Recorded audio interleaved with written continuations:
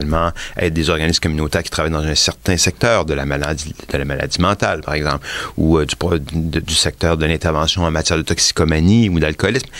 À partir du moment où la recherche tombe en lien direct et puis travaille à améliorer les procédures, les pratiques qu'on a en matière sociale ou de santé, ou même en matière industrielle, on est obligé inévitablement de travailler les uns avec les autres. Et beaucoup de colloques de l'ACFAS maintenant impliquent des intervenants qui ne sont pas seulement que des scientifiques, mais également des acteurs, dans certains cas, en matière de vieillissement de la population. Souvent, on travaille avec des travailleurs sociaux qui interviennent auprès des personnes et des populations vieillissantes. Dans le domaine du droit, où je suis davantage, moi, on travaille beaucoup avec les praticiens, avec les juges. On travaille avec les acteurs du système parce que ce sur quoi on réfléchit, c'est ce dans quoi ils vivent tous les jours. Et ils ont un avantage et un intérêt à être là. Et nous, on a un avantage et un intérêt à ce qu'ils soient là. Et donc, il y a de plus en plus de colloques qui tournent autour de la participation conjointe et de la contribution conjointe des chercheurs et de gens qui ne sont pas des chercheurs, mais qui sont intéressés à ce que la recherche développe comme connaissance de leur activité. Et aussi, on a des activités publiques, souvent sur l'heure du midi, le congrès de l'ACFAS, on a des événements qui mettent en fait en lien le public et les scientifiques, et où le public est invité et qui vient d'ailleurs très souvent en grand nombre, c'est souvent enregistré, etc. Donc, on multiplie ces lieux-là où sciences et société deviennent plus ou moins la même chose, et puis où la population comprend ce que la science leur apporte, puis où les scientifiques réalisent jusqu'à quel point ce qu'ils font est important pour la société. Ça doit être dans les deux côtés, ça doit être dans les deux sens. Mais malgré ça, vous écriviez, par exemple, récemment dans le premier numéro en ligne de la revue Découvrir, sur lequel on reviendra tout à l'heure, que l'année 2011-2012 sera plus largement consacrée aux problèmes criants de la diffusion et de la démocratisation des savoirs. Donc, malgré ce que vous me racontez, vous semblez indiquer qu'il y a encore des problèmes extrêmement importants dans cet angle de relation avec la société. Il y a deux choses qu'il faut dire peut-être concernant ça. D'abord, on parle beaucoup des rapports entre les scientifiques et la société, c'est très important, mais il faut reconnaître qu'il y a certains scientifiques qui le font plus facilement et que c'est eux qui doivent le faire. Comme par exemple, tout le monde n'est pas Hubert Reeves, qui est un vulgarisateur au fond à sa façon. Hubert Reeves ne produit plus de connaissances nouvelles dans son secteur depuis longtemps, mais il est un porte-parole de son domaine de recherche. Il est un vulgarisateur et je pense que c'est important que dans les scientifiques, on puisse repérer ceux qui ont le plus de facilité à aller vers le public et les inviter à prendre plus de place dans les médias. Et ça, c'est une question qui relève plutôt de nous, comme scientifiques, l'obligation qu'on se fait de rendre compte de ce qu'on fait. Mais il y a des difficultés à ça dans certains secteurs, comme par exemple, on sait qu'actuellement au sein des gouvernements, particulièrement récemment encore au sein du gouvernement fédéral, la tendance c'est de demander aux scientifiques qui travaillent pour le gouvernement fédéral de ne pas prendre position publiquement, de ne pas intervenir publiquement, de ne pas rendre compte des résultats de leurs recherches, alors que ce sont des chercheurs qui sont financés par les fonds publics, alors que leurs recherches sont financées par les fonds publics. Et donc c'est plus grave que simplement de dire on peut pas prendre position, parce qu'une position pourrait donc déborder du cadre, si on veut, de la recherche. Mais ici, on parle d'interdire aux scientifiques de même discuter de leurs résultats. Du moins, on craint qu'à l'avenir, ça soit de plus en plus difficile. Déjà, certaines études qui avaient été produites dans certains domaines par des scientifiques du gouvernement fédéral ont été retenues et puis ont été plus ou moins mis de côté et non diffusées parce que le gouvernement considérait que ces informations-là pouvaient éventuellement inquiéter la population. Des études, par exemple, qui font le lien entre le réchauffement climatique et puis le développement ou la dégradation de la santé publique.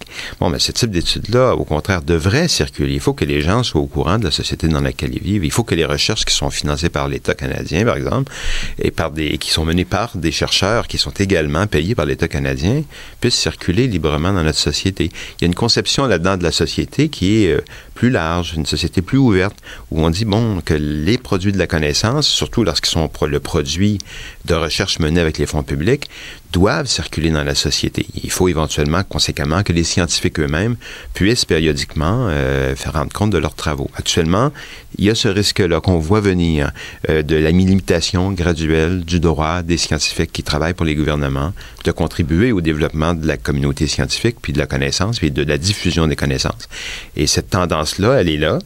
On ne sait pas jusqu'où ça ira, mais je pense qu'il faut surveiller ça de très près parce que ce sont des recherches menées avec les fonds publics et aussi parce que dans l'idée qu'on se fait d'une société du savoir, il faut que les idées circulent. Il faut que les résultats de la recherche circulent. Il faut que les gens sachent dans quelle situation ils sont. C'est un peu une annexe de l'idéal démocratique. Dans une société démocratique, on peut débattre si on est informé.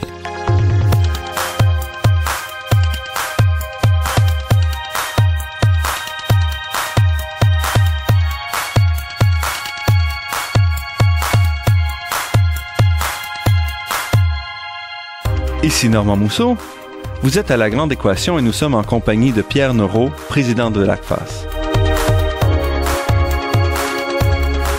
Le deuxième problème, c'est aussi de dire, une fois qu'on a cette information sur la place publique, est-ce qu'on va en tenir compte ou on va simplement l'ignorer? Bon, je pense que c'est vrai que les gouvernements ne prennent pas toujours, et l'Assemblée nationale ou la Chambre des communes ne votent pas toujours des lois dont les orientations correspondent à ce qu'on sait des faits.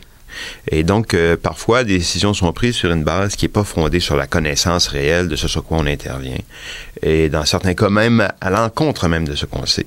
Pour plusieurs raisons réunies. Dans certains cas, il y a une question d'ignorance. Je pense qu'il faut que le milieu scientifique soit capable de se faire comprendre par le milieu politique, soit capable de faire comprendre les résultats de sa recherche, les conséquences de ça pour les politiques publiques.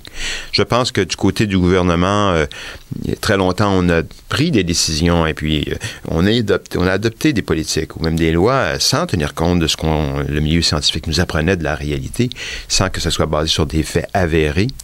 Mais on est dans une situation nouvelle depuis quelques années parce que on est devant des gouvernements qui sont souvent des gouvernements qui tiennent une position volontairement idéologique, c'est-à-dire qui établissent des lois pour contrer des phénomènes avec lesquels ils ne sont pas d'accord et donc qui, dans le fond, font pas seulement établir des lois ou des orientations politiques sans s'informer, mais en sachant très bien que ça va contre le sens de ce qu'on sait.